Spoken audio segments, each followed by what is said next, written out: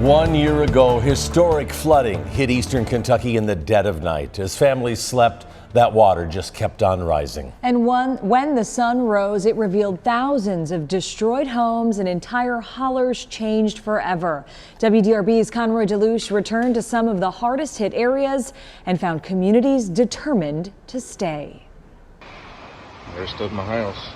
That was the dream home for the Johnson family. It happened so fast that nobody could do anything. Text messages and a sleepless daughter stirred the young parents just after 1 a.m. on July 28th. There's my house, you all. If we wouldn't got that house, at that minute, if we would have waited 30 more seconds, we wouldn't have never made it.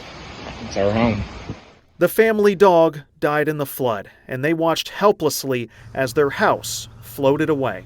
Just going a quarter mile down the road, like it's a car going down the road. The Johnsons' forever home in Topmost was one of thousands in eastern Kentucky destroyed the morning that rivers and creeks rose to record levels. There was a double-wide trailer sat there, but the flood washed it away. 1 year ago, families lived on both sides of Highway 343 in the McRoberts community, including Don and Melissa Young. I seen my porch break loose.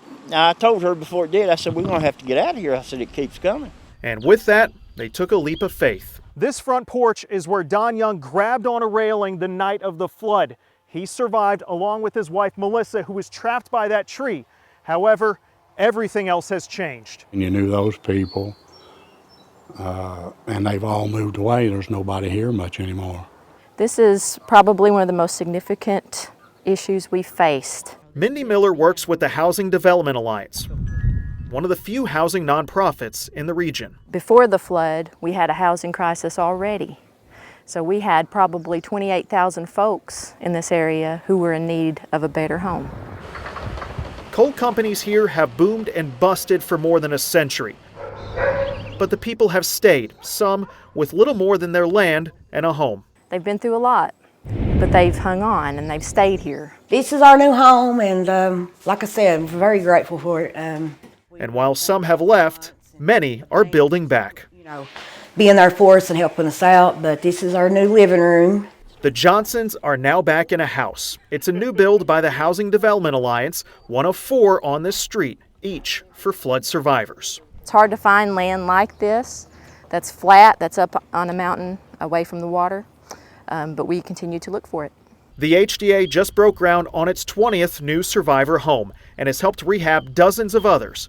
Buildings will come and go, but the people, I love this community, and I'm so grateful for everybody. I really am. Are determined to stay and call these mountains home.